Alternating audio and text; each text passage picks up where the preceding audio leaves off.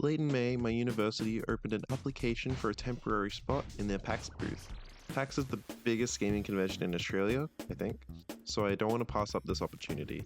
I have this idea for a dinosaur collecting and fighting game inspired by Spectrobes and Fossil Fighters, so I could really use this as an opportunity to encourage me to make it, even a scoped down and simplified version that would be really rewarding to make. I made two mock-ups of how the game would look, one a combat system and the other a fossil digging system. I prepared it so I could show my teachers and see if a game with these two mechanics would be something that would be feasible in the time and be able to flesh it out in an interesting way in that time as well. Or if I should just focus on one over the other. My teachers said I should just focus on the combat system, which I already personally kind of agreed with, but I felt like some guidance would still fill me in, give me some more assuredness, and they also gave some good advice, which will lead me down a better path hopefully. Before I get into the process, allow me to introduce you to the idea. A top-down 2D fighting game based around Stellarsaurs, prehistoric beasts revived with the power of stellar phenomena. The game features 2v2 combat that can have 2 to 4 players. If a team is missing a player, the other dinosaur that's not being controlled can be swapped to at any time, and the non-player controlled dinosaur will either be CPU controlled or put on reserve, meaning that it's not there until you swap to it. Let's go back 2 months in time to the start of the early development period. I had just made some basic down-facing sprites for the dinosaurs. I had the idea of the game in mind already. All this had was movement and swapping control of the dinosaurs on your team. In the next version, I'd added abilities to each of the dinosaurs and added controller support so 2 people could play the game against each other. The little red thing in the middle was a wall. I was also making it so that the dinosaurs could collide with things, so that's why that had to be there. Then the next version, I had added menu to select your fighter, or one of your fighters. It seems like it wasn't fully finished there, but the abilities are working pretty nicely. They can charge up, and also the CPU controlled fighters have pathfinding, which makes the game a lot more fun. So a pretty big update right there. This takes place 1 month into development.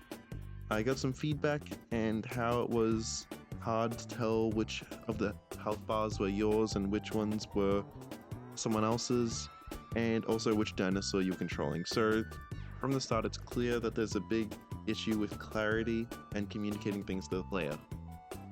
In the next version, I have a menu that is starting to look a lot more like what I've got now in the future. Though the Diplodocus isn't actually a dinosaur, so that's a bit embarrassing that it's written there. I added outlines to the dinosaurs on the separate teams and tried to distinguish them into Team Tree Ferns and Team Volcanoes to tell them apart better. Also adding in a beam to switch between the two. The most obvious change is that now dinosaurs start on the left and the right sides on the screen rather than the top and bottom, making better use of the screen space. Also, there's animations in the game, which is pretty awesome. Immediately when I open this version, wow, there's so many warnings. I'm getting so many warnings. But it's not super important, doesn't break the game or anything, but I have very much forgot about that. In this version, there's much more semblance of the game. Everything is feeling much better to play. There's sound effects, nice particle effects. The vision is becoming more and more clear, except the wind banner, no idea what is going on with that. And this is the current state of the game. 2 new fighters, 2 new maps, very awesome stuff. From a playtesting session, someone suggested the idea that you can control both fighters on your team, so there's an option for that now, which is the reserve system I mentioned earlier. The wind banner looks pretty nice, there's stats, and the Diplodocus is finally correctly labeled as an amphibian. I've also made a lot of subtle changes to the movement, physics, and input systems that make the game much more playable. Now let's talk about what's actually in the game currently. So far, the character's cast includes the small body Archaeopteryx, an Archaeopteryx that has gravitational powers to pull itself towards other masses and allow itself to better attack them. So basically, the Archaeopteryx is a very small dinosaur, and the smallest one in my game. And a small body is what you refer to as the smaller mass or smaller object between two in terms of like a gravitational relationship. So the one that gets pulled towards the other, which is exactly what's happening in the game. Solar Flare Dilophosaurus. A Dilophosaurus that can shoot solar flares out of its mouth. So that's like how in Ark Survival Evolved and in Jurassic Park, Dilophosauruses can shoot like venom or something at people, and that is basically what I'm taking inspiration from and putting into my game, but as a solar flare. There's the Comet Diplodocus, a Diplodocus that can orbit its teammate and strike opponents, slowing them down with its icy body like a comet.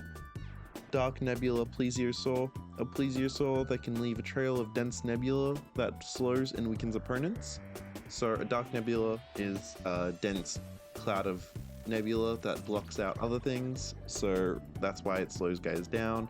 They have to wade through it, they have to move much slower because it's much thicker than the air that they're traveling through usually. And also it weakens them, lowers their defense, giving the plesiosaur an opportunity, some kind of like hunting tactic of this plesiosaur, I'm guessing. So yeah, there's the asteroid belt Diplodocus, a Diplodocus that has a belt of asteroids around it that it can release and send flying. It also pulls people in with its big stomp before it sends those out, so that's gonna be really tricky to avoid if you're close by especially. Solar Wind Quetzalcoatlus, a Quetzalcoatlus that can leave behind a trail of fire while it flies across the screen, Pac-Man style, wrapping around the other end of the screen.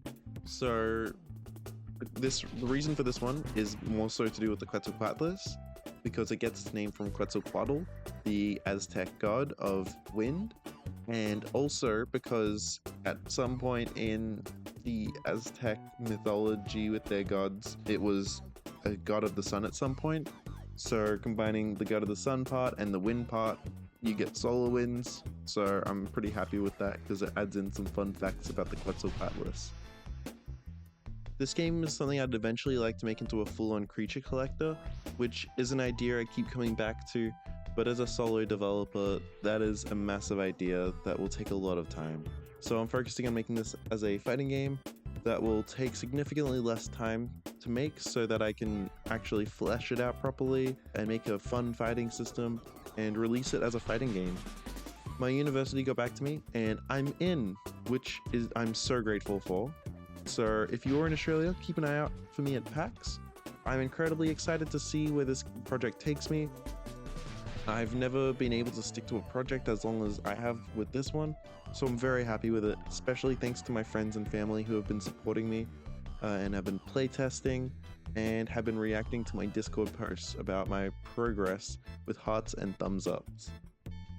I'm looking forward to find ways to improve the game, so if you get a chance, I would really appreciate you trying out the game on itch.io. It's playable in the browser, so no need to download anything, and if you don't have a controller, you can press Ctrl Enter and start the game with some bots. I'm considering a few ideas, like if I should add a second attack to all of them, so each fighter has more options, which would be so much work.